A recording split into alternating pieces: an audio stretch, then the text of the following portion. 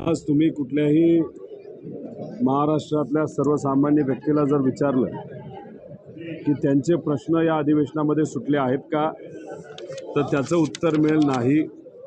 शेतकऱ्याचे प्रश्न सुटले गेले नाहीत, युवांचे नाहीत, विद्यार्थ्यांचे नाहीत, महिलांचे नाहीत. ज्या ज्या संघटना आपापल्या हक्कासाठी नागपूरला येऊन तिथं लढत आहेत, त्यांचेसुद्धा प्रश्न तिथे सुटलेले नाहीत.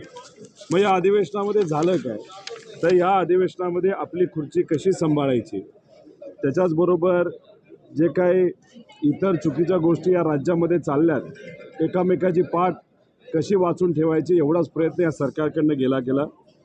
खरं तर याच्यामध्ये एक उदाहरण द्यायचं झालं तर आरोग्य विभागामध्ये खूप मोठ्या प्रमाणात भ्रष्टाचार चालू आहे.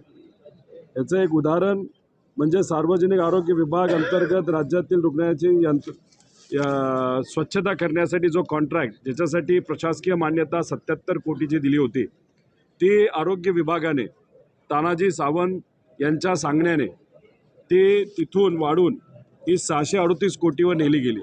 याला फायनान्सची कुठलीही परवानगी नव्हती. मग मनमानी कारभार हे जर आरोग्य विभाग करत असेल, मग संजय राऊत साहेबांनी हा विषय मांडल्यानंतर 18 तारखेला हे टेंडर कॅन्सल करण्यात आलं. पण 77 कोटीवरनं 650 कोटीवर, म्हणजे दरवर्षी 500 कोटी रुपये अतिरिक्त त्या कंपनीला दिले जाणार होते आणि हे 8 वर्ष होणार होतं. मग ह्याच्यातून जे काय 6-7 हजार कोटी अतिरिक्त 8 वर्षांमध्ये त्या कंपनीला जर मिळणार होते, याला जबाबदार कोण?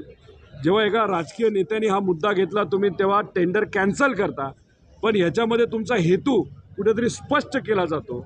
आरोग्य विभागामध्ये अशा प्रकारे अनेक मोठे भ्रष्टाचार हे चालू आहेत. याला राज्य सरकार उत्तर देणार का? याला फायनान्सची परवानगी होती का? तर असे प्रश्न आम्हा सगळ्यांना तिथं येत आहेत. त्याच्याचबरोबर आरोग्य विभागामध्ये आपण जर बघितलं, जे CHO आहेत, त्या CHOमध्ये काही कॉन्ट्रॅक्टवर आहेत हे सर्व अधिकारी. त्यांना 20-25 हजार रुपये डायरेक्ट मानधन म्हणून दिलं जातं आणि वर 10 हजार रुपये हे इन्सेंटिव्ह म्हणून दिले जातात. खरं तर आपण बघितलं तर CHOनी मला निनामी पत्र लिहिलेलं आहे. याच्यामध्ये तुम्ही सर्वजण शहानिशा करा.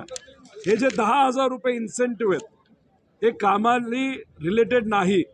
याच्यामध्ये 3 हजार रुपये जर मंत्री महोदयांना दिले तरच हे 10 हजार रुपये दिले जातात. अशा प्रकारचा भ्रष्टाचार सरळ या महाराष्ट्रामध्ये चालू आहे.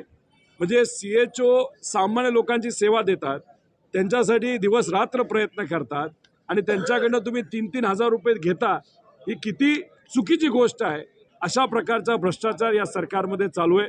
त्याच्याचबरोबर महात्मा फुले जीवनदायी योजनेमध्ये सुद्धा जर पैसे काढायचे असतील तर त्याला 10% पैसे हे त्या हॉस्पिटलकडनं घेतले जातात. त्यामुळे या राज्यामध्ये आरोग्य विभागामध्ये खूप मोठ्या प्रमाणात भ्रष्टाचार हा चालू आहे. तसंच जे युवा स्पर्धा परीक्षा देण्यासाठी प्रयत्न करतात, त्याच्यामध्ये सुद्धा पेपरफुटी अनेक वेळा झाली. परवासुद्धा पेपरफुटी झाली. तलाठी याच्यामध्ये जर बघितलं तर काही युवांनी कोर्टामध्ये धाव घेतलेली आहे. त्यांचं मत आहे की 30 लाख रुपये एका तलाठी पदासाठी घेण्यात आले. 4,500 पदाची भरती झाली. 1000मध्ये घोटाळा झाला असं आपण गृहीत धरलं तर 3,000 कोटी रुपयेचा भ्रष्टाचार तिथं असणाऱ्या तलाठी भरतीमध्ये झालेला आहे. आम्ही म्हणतोय पेपरफुटीचा कायदा तुम्ही आणा, पण ते आणत असताना ते 3 महिन्याचा अभ्यास समिती त्यांनी निर्माण केली. खरं तर प्रयत्न केले असते तर या 10 दिवसामध्ये तो कायदा येऊ शकला असता, पण तसं न करता 3 महिने पुढे घेण्यात आले. म्हणजे लोकसभेची आचारसंहिता, विधानसभेची आचारसंहिता यांना पेपरफुटीचा कायदा आणायचा नाही आणि हे अंधाधून भ्रष्टाचार जो युवांच्या भवितव्यावर केला जातो तो तसाच चालू राहावा, यासाठी हे सरकार प्रयत्न करत आहे. त्यामुळे ह्या सरकारकडनं कुठलीही अपेक्षा न धरता या सरकारकडनं कुठल्याही विभागाला न्याय हा मिळाला नाही. सामान्य लोकांना न्याय मिळाला नाही. अधिवेशन घ्यायचं म्हणून हे घेतलं गेलं. याच्यात कुठल्याही सामान्य व्यक्तीचा प्रश्न सुटलेला नाही. न शेतकऱ्याचा सुटला, कपाशीचा सुटला नाही. तुरीचे भाव आता पडणार आहेत. कांद्याचा भाव असेल.